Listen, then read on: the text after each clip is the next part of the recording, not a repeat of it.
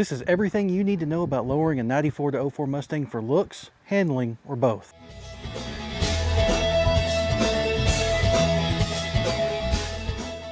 For we walk by faith, not by sight. Now, why the heck should you trust me? Why should you trust some guy? You might have just stumbled across this video and you haven't seen my channel before. Well, I've had 7 of these Mustangs, 4 right now as you can see, and I've lowered every one of them in multiple different ways.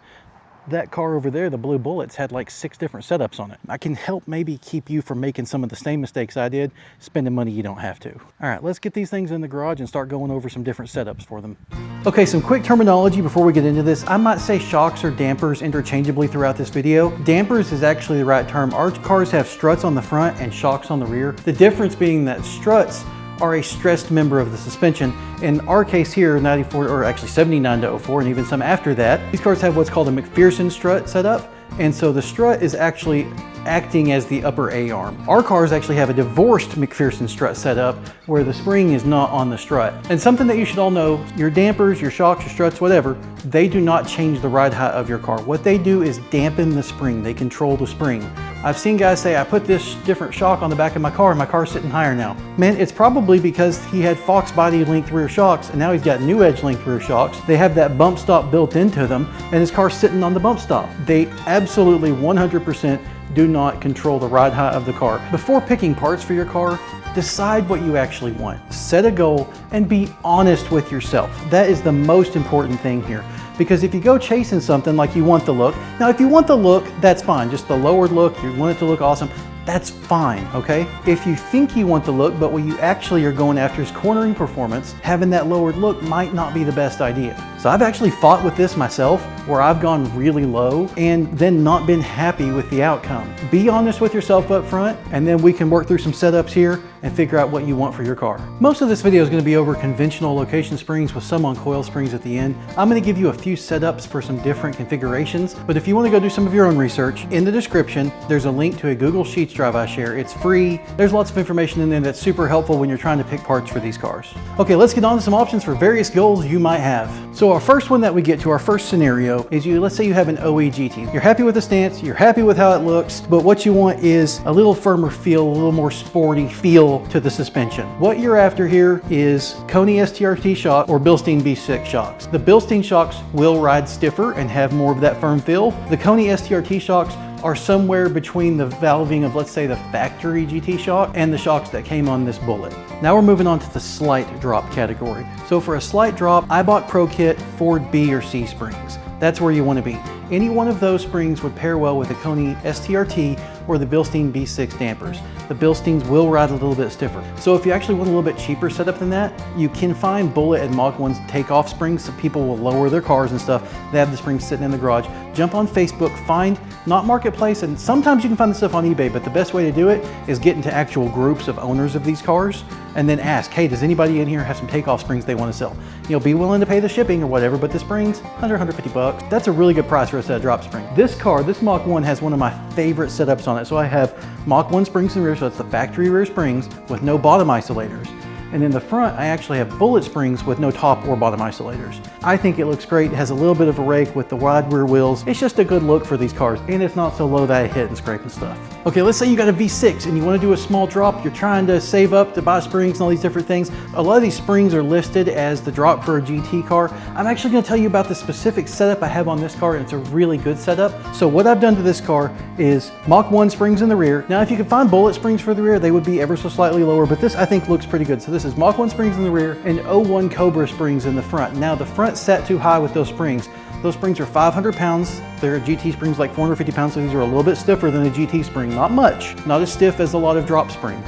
I had to cut them a half coil. I'm typically not a fan of cutting coils. You know, people say that the spring rate doesn't change on a specific spring. It does. The amount of free coils that aren't touching anything actually do matter. And so when you cut some, you have less free coils. The spring rate does increase slightly. However, I just cut a half coil. Now here's actually the problem that we run into. If you go quite a bit stiffer with your spring rate in the rear or with your rear sway bar, you can get into oversteer easier. With this setup, I am a lot stiffer in the rear compared to the front as compared to any of the factory setups or most of the aftermarket spring setups. So this car could be more prone to oversteer at the limit. However, I'm not really driving at the limit on the streets. I think it's a good look. It's low without being too low. A good shock pairing for the springs on this car is the Coney STRT, or the Coney Orange is what a lot of people call them. I actually did have the American Muscle Touring springs on this car for a while. I'll add some pictures here if I can find them. The car set really low. It looked good. It actually rode pretty well and actually didn't have bump stop issues because I was running Fox length shocks in the rear. However, in my opinion, they were still too soft to be as low as they were. All right, guys, so let's talk about a moderate drop right now. Now, moderate drops, there's really two springs I'm kind of pointing you towards here. There are other springs out there, but the main ones, let's say H&R Sport for about 1.5 inch drop and H&R Super Sport for 1 3/4 inch. The Sports I'd pair with the Coney STRTs, and the Super Sport I would pair those with the Bilstein B6. There are a lot of other springs from other manufacturers. I've tried the American Muscle Touring springs. They were too soft for how low the car was. They needed to be stiffer. I haven't tried their more sporty springs, and I haven't tried the late model restoration springs. At this moderate drop level, you're starting to get into that range where you need caster camber plates, where your factory plates don't have enough adjustment anymore for the camber that you're now getting. I highly recommend Maximum Motorsports. They have, from what I've seen, the most adjustability, and they move the front strut mounting point up about 1/2 inch, which gets you more bump travel in the front, and you don't have to go to the Fox length. Now, I do need to say, in the rear, at this ride height, that 1.5 to 1 3/4 inch drop, you're probably going to want to run Fox length shocks. They're really the same length as new edge shocks. They just don't have that built-in bump stop. Okay, now before we get into the lower drops, I want to talk about geometry changes in the front end. Okay, now let's say my arm from my elbow to the here is my car, okay? And let's say my roll center is here. The car is going to want to pivot around this place here, and you're not going to have as much body roll. Now, if you go lower these cars quite a bit, you make your A-arms like this, those kind of point, essentially the roll center becomes under the ground, and then the car can do this stuff. You can actually have more body roll with a stiffer spring being lower on these cars because of the geometry changes. Bump steer kits don't really do much. That's something I want to say. A lot of people think their bump steer kits help a lot. Bump steer kits don't really do much unless you're already changing that front end geometry. You don't really need to buy those, just get a good alignment. Okay, now let's talk about really low. The lowest you can get with conventional springs with one of these without doing anything silly like cutting stuff. iBox Sport Lines, Fox Body front and rear, Bilstein B6, Maximum Motorsports caster camber plates. That's your setup. Now you can mix in other parts if you want, lower control arms, all the things. If you need to replace bushings, go ahead and replace bushings, all that stuff. But that's your main setup to get the lowest drop you can get on these cars with parts that you can just buy and put on conventional springs, that type of stuff. And one more point to add here, I've seen people do some weird stuff like run a Geo Metro shock or something like that. I haven't looked into that stuff. I understand that that shock might be shorter and allow you to get lower and everything. However, it's not going to be valved properly for the spring rates that you're running when you're running drop springs. So if you're going down that route, be cautious. Keep in mind that you might have some unwanted handling characteristics. Just be safe and be responsible. Okay, now let's talk about you're wanting to go lower. You're wanting to stay with conventional location springs, not change to coilovers yet or anything. You're wanting to go lower, but you're wanting to set your car up for handling. You don't want it slammed, you want it to handle well. And I'm not talking handling like autocross or road course. I'm talking handling like mountain roads, canyon carving, that type stuff, where you still want the car to be compliant for the street, but you want it to handle better than it did factory. If you want to go that further step, some good resources is Corner Pony, 79 to 04, HPDE, and what is it, HPD and Autocross, something like that. They're Facebook pages. And then Warhorse Racing on YouTube is a great one too. When I first went down this route of the low but for handling, I did H&R Super Sports. Were I to do it again, I wouldn't get those. They were a little too low. I would go H&R Race springs. Now with those H&R Race springs, I would pair them with Coney single adjustable dampers. In the rear, I would do adjustable or non-adjustable Maximum Motorsports control arms on the bottom.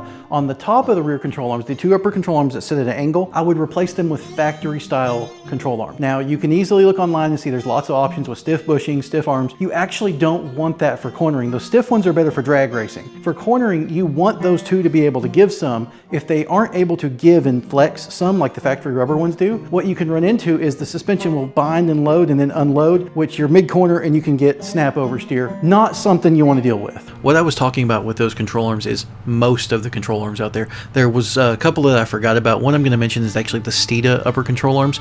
So instead of having a solid bushing that goes through, that's a really stiff bushing, they actually have a 3-piece bushing.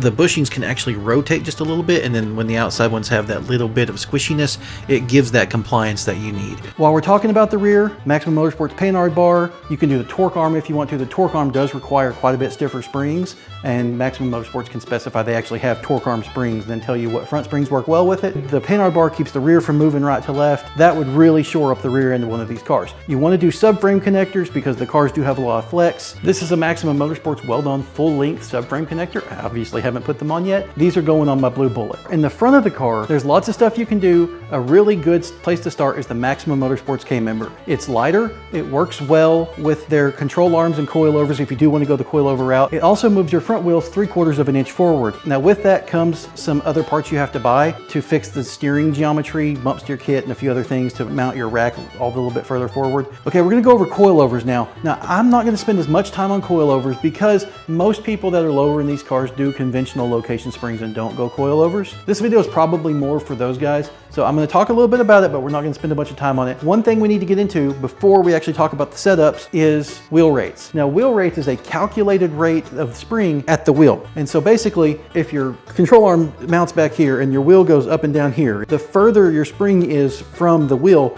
the stiffer it needs to be to have that same amount of control. Okay guys, so coilovers for looks, just to have the absolute most slammed ride height you can have. Don't buy cheap crap. That's really my only thing here. The better ones from Feel or BC Racing are decent kits. The cheap stuff that you can find, I'm not gonna say any names, it's garbage. Don't buy it. They have insanely high spring rates. The valving for the shocks is not great. A lot of times you're bottoming out the rears because they aren't actually short enough shocks for as low as you're gonna be. Don't buy cheap crap. Okay, let's talk about coilovers for handling. Now, a lot of this is the same as the low for handling section of the video, but we're changing up springs and where they're located. We're talking about street driving. We're not talking about track. We're not talking about autocross. For street driving, 275 to 325 pound front springs on your coilovers is kind of where you want to be. This car has 275s. They have less body roll than the H&R Super Sport, but I wouldn't mind them being a little bit stiffer for what I want out of the car. I might go to 325s. If you're running a 275 pound front coilover, pair that with an H&R Super Sport conventional rear spring, Bilstein B6's front and rear,